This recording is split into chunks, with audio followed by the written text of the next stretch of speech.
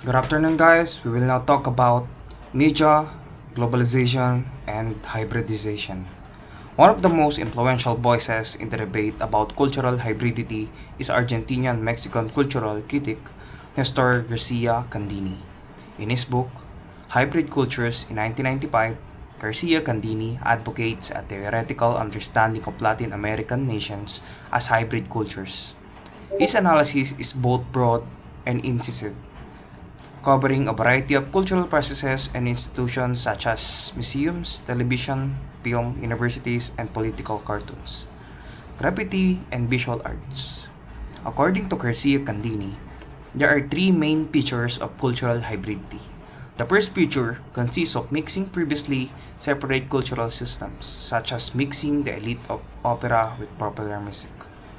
The second feature of hybridity is the deterritorialization of cultural processes from their original physical environment to new foreign contexts. Third, cultural hybridity entails impure cultural genes that are formed out of the mixture of several cultural domains.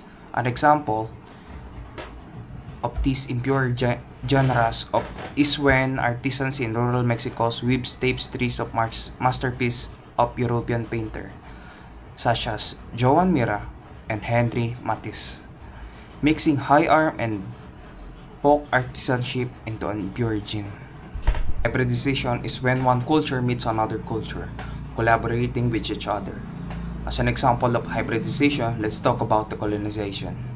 Occupation of Spaniards, American, and Japanese in the Philippines. All of them has shared some of their cultures to us when they managed to capture the country. We created our own language inspired from the Spanish.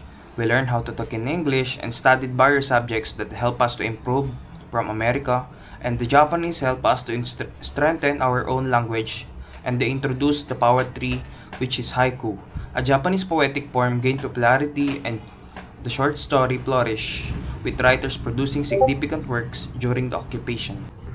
In media and communication research, the main question is, have transnational media made cultures across the globe hybrid by bringing into their midst foreign cultural elements? Or have cultures always been to some extent hybrid? Meaning that transnational mass media only strengthen an already existing condition? There is no obvious or final to that question, because there is not enough empirical research about media and hybridity because of the theoretical complexity of the issue. Therefore, it is reasonable to assume that transnational mass media intensified hybridity that is already in existence in cultures across the globe. Consequently, the globalization of culture through media is not a process of complete homogenization, but rather one where cohesion and fragmentation coexist. Sir, tapos na po.